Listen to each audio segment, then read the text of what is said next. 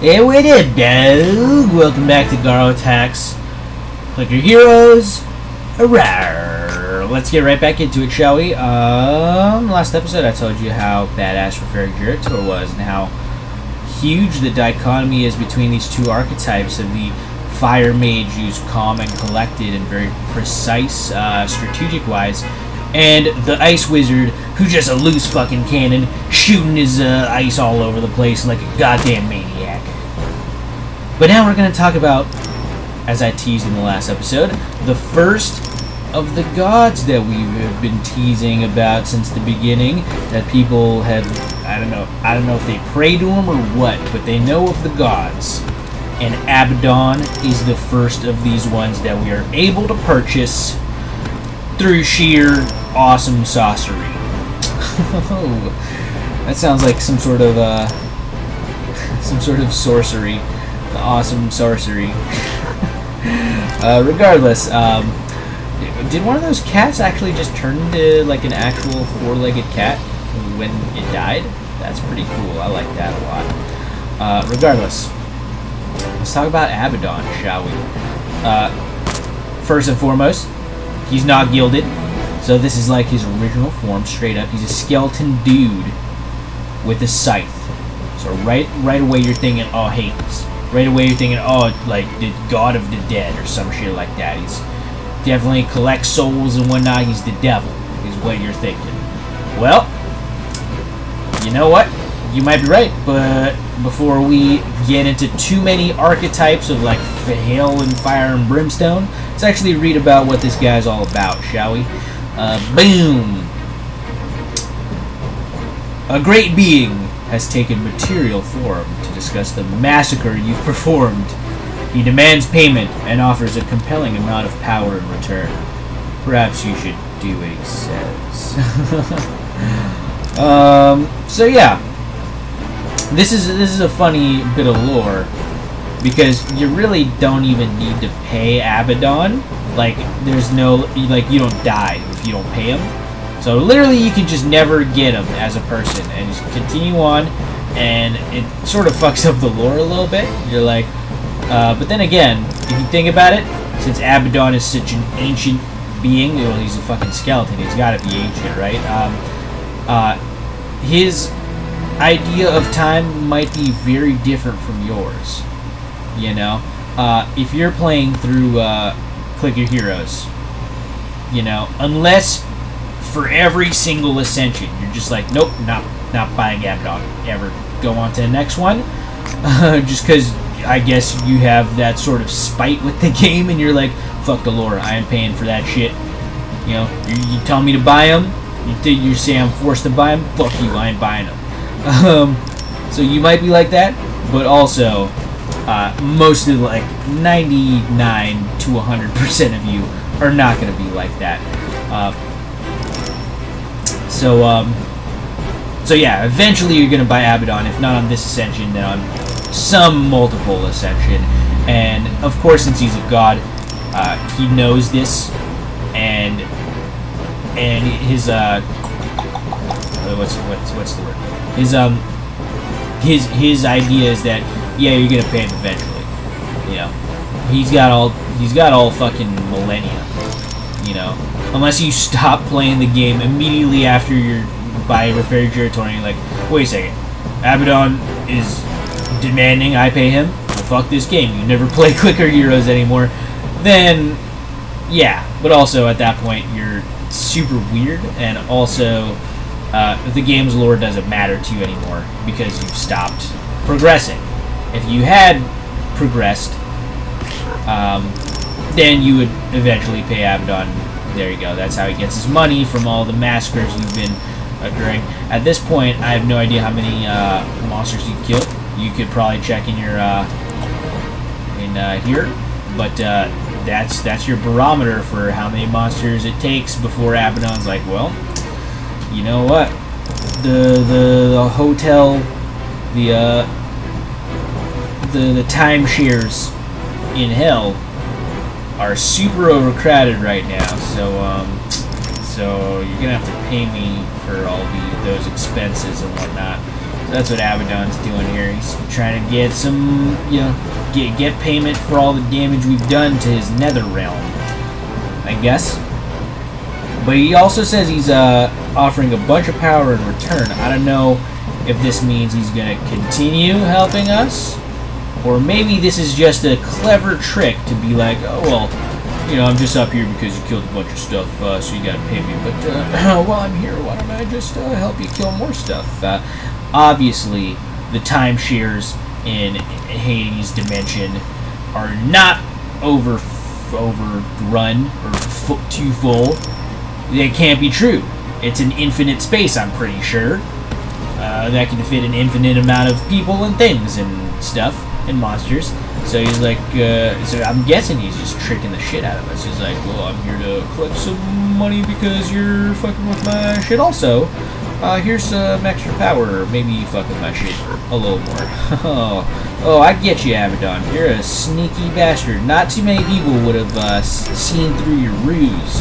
But me, I have. And I'm totally cool with it. Anyways, let's talk about his first upgrade, Rise of the Dead. Yeah, Abaddon is a pretty good DPS dude. Basically, all of his stuff increases his DPS by quite a bit. So this is 125%, and it says Abaddon can raise the corpses of the fallen to fight by your side. So, so all these enemies you're killing right here, basically bringing them back to life so they can kill more things, and basically you're raising a zombie army. And you know how zombies gain like traction exponentially. You basically kill something, turn into a zombie, let that zombie kill like 3 or 4 more things before like it dies, and all of those things become zombies, and so on and so forth until you have a zombie army who are just dedicated to killing these little cute cats and gremlins over here. Which is super nice, because if Abaddon was ever on our bad side, ooh, that might backfire. Ooh, that might backfire. Regardless, let's take a look at his next upgrade. Boom! Curse of the Dark God. Increases DPS by 125%. Again, to call this a curse is a misnomer, mortal. This power is a blessing. So, Curse of the Dark... So, he's asking us to buy this. Basically, 8 quadrillion gold. But it increases his DPS? I am not sure if this curse goes on us and it channels his power, or if it's a curse that goes on Abaddon. Because it says Curse of the Dark God. So, would it curse him, the Dark God, or would it curse us, therefore channeling our energy into the Dark God? Then again, if it does curse us, it's like really not bad at all. We have no drawback except for I have to pay him like 8 quadrillion gold. The only drawback right there. And otherwise, the curse itself is like super cool. It's like, oh, well, you just fight better for me? Well, that's great. That's awesome. Alright. Doesn't lower my click damage, doesn't lower my DPS, just raises everything. All it costs is a little bit of money. That's probably a curse right there. That's a curse. It's like, oh, you know, pay a lot of money. Oh, is that the curse? I'll do that all day. I got 90,000 decillion gold. Get the fudge up out of here. It's basically 91 Uno decillion. Oh, well, there you go. 9.5. I basically have 100 Uno decillions right here. Which, so it's about to show that right now. It's been a while since I had a decillion. That'd be nice to get. Regardless, let's talk about Abaddon's next upgrade. Oh, we're so close to 100 decillion.